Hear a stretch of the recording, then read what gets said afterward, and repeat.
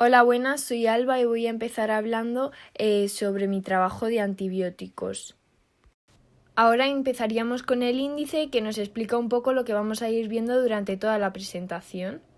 Lo primero es qué es la resistencia a los antimicrobianos. La resistencia a los antimicrobianos se produce cuando los microorganismos, bacterias, hongos, virus y parásitos sufren cambios al verse expuestos a los antimicrobianos. Los microorganismos resistentes a la mayoría de los antimicrobianos se conocen como ultrarresistentes.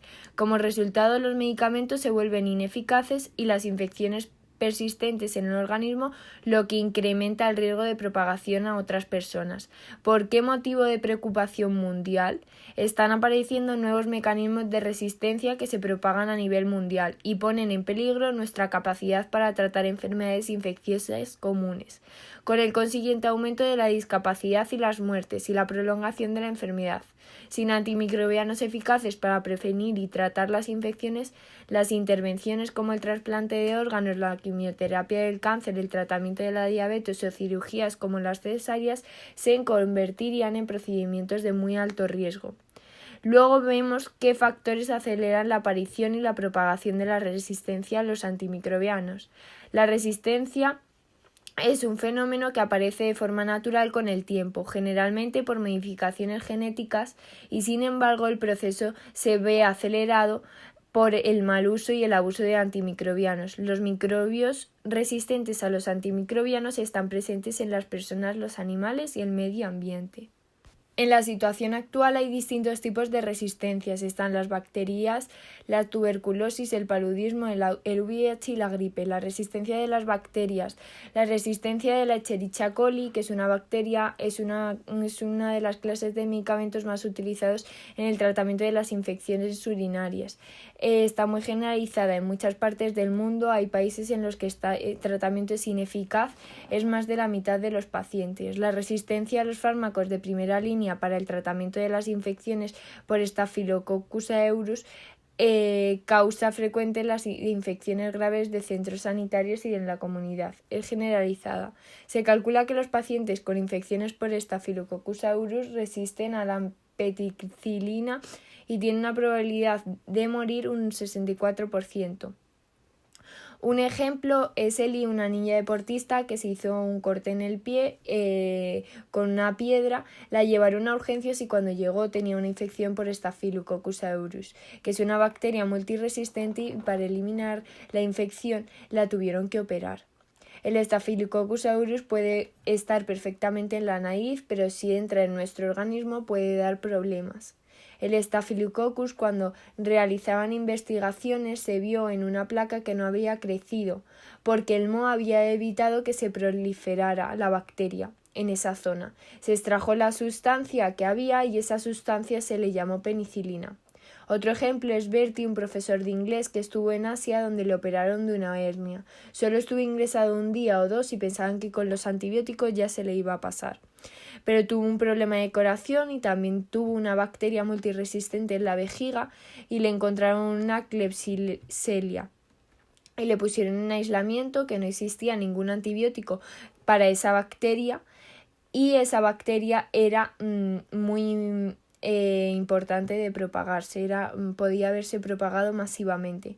Hay muchas enfermedades infecciosas, una de ellas es la amigdalitis, que tiene una bacteria que es el Streptococcus, que se contagia por los mocos, estornudos, etc.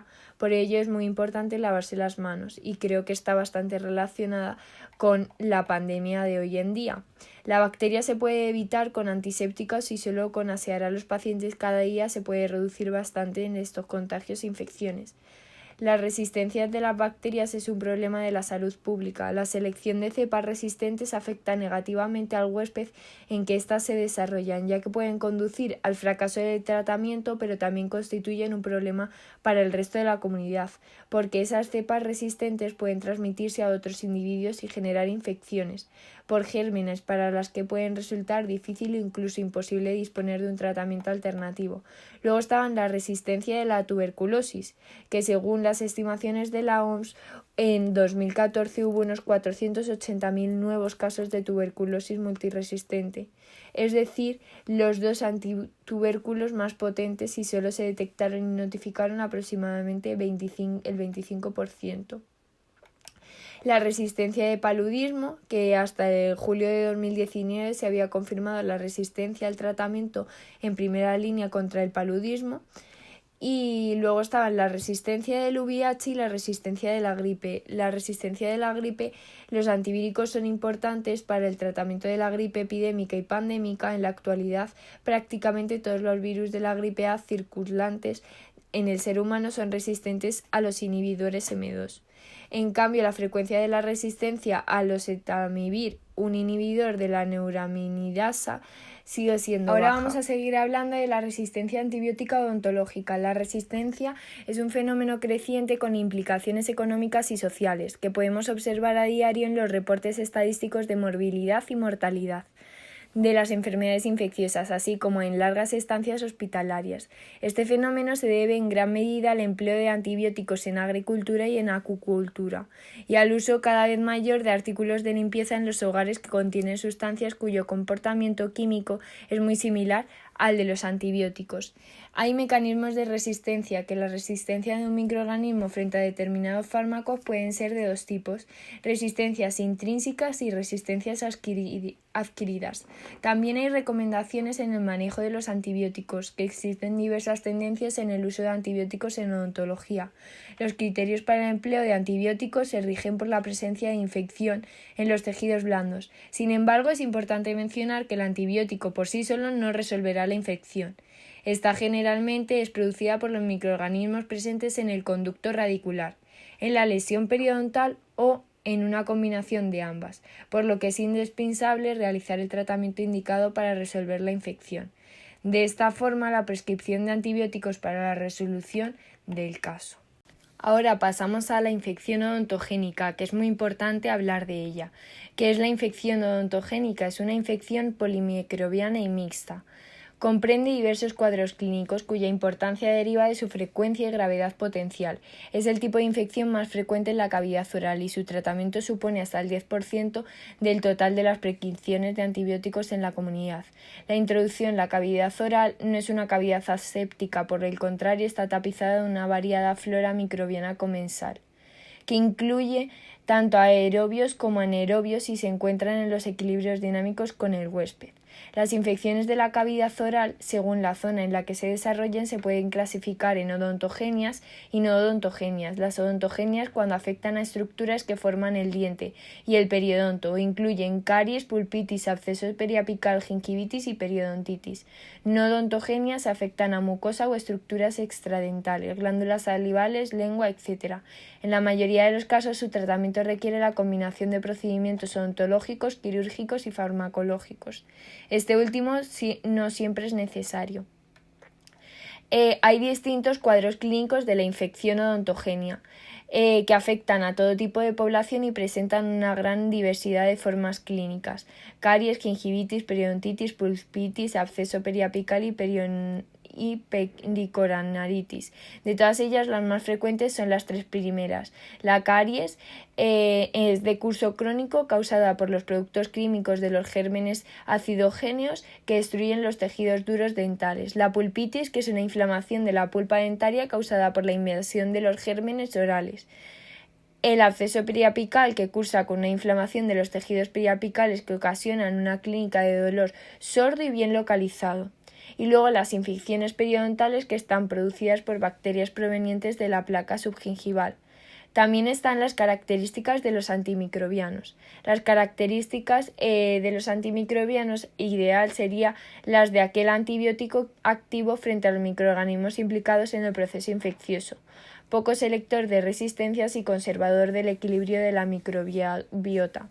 Los más utilizados en la infección odontogénica son la beta-lactamicos, son fármacos bactericidas, el macrólidos, la tetraciclina, que es un bacteriostático de amplio espectro, el metronidazol, fármaco bactericida muy activo frente a las bacterias anaerobias, el clindamicina y el fluoroquinolonas, que son menos rentables que otros antibióticos. Ahora seguiremos hablando sobre la resistencia a antibióticos, que es la mayor amenaza de la humanidad, y lo vamos a relacionar con el COVID-19. Para el año 2050, 10 millones de personas morirán cada año, según la OMS, debido a la resistencia a los antibióticos, superando el cáncer y podrá causar una recesión económica muy grave. ¿Qué podemos hacer los ciudadanos? Hay que hacer siempre caso a los médicos, la dosis y cuando lo necesitamos solo tomar. Lo que habría que hacer es buscar nuevos antibióticos, por ejemplo, en las bacterias del suelo, que hay millones de tipos de bacterias y se podían encontrar nuevos antibióticos. Pero si cuando le encontremos lo utilizamos mal, pues al final las bacterias se harán resistentes de nuevo. Si queremos solucionar el problema, hay que seguir un camino. Es el camino de la etiología microbiana. Es decir, cómo viven las bacterias y al final descubrimos la estructura biológica. Las bacterias no son seres libres, sino que viven en comunidades que suelen vivir en el biofilm. En el caso del COVID-19, de momento, ahora nos está pasando lo mismo, ya que aún no tenemos vacuna y no sabemos si puede llegar a ser resistente. Podemos pensar que el COVID-19 es una enfermedad viral y no tendría relación directa con los antibióticos. Sin embargo, los datos preliminares que se están publicando muestran que una proporción muy alta de pacientes, más del 90%, están siendo tratados con antibióticos de amplio espectro, para curar o proteger frente a infecciones secundarias respiratorias durante la hospitalización. Eso probablemente acompañado de una gran cantidad de personas que se están automedicando con antibióticos en un intento erróneo de protegerse. Estos hechos podrían provocar que la actual pandemia produzca un aumento en la resistencia de los antibióticos. Esta sobreexposición a los antibióticos aumentaría la capacidad adaptativa de los patógenos para defenderse de los fármacos destinados a eliminar. Y por último terminaríamos con la investigación y desarrollo de nuevos antibióticos. El motivo más importante por el que ha disminuido drásticamente la introducción de nuevos antibióticos es su baja rentabilidad relativa frente a otros grupos de fármacos. Así, aunque el desarrollo de cualquier nuevo fármaco es un proceso muy costoso y lleno de incertidumbre, en el campo de los antibióticos se añaden además otros factores como la escasa prescripción social y política sobre la dimensión del problema, la dificultad para encontrar nuevas clases de antibióticos, el escaso volumen de ventas de los antibióticos en relación a otros grupos terapéuticos, la naturaleza de sus indicaciones y su propia eficacia, la necesidad de prevenir las resistencias y las limitaciones de regulación legal sobre la eficacia y seguridad de los nuevos medicamentos.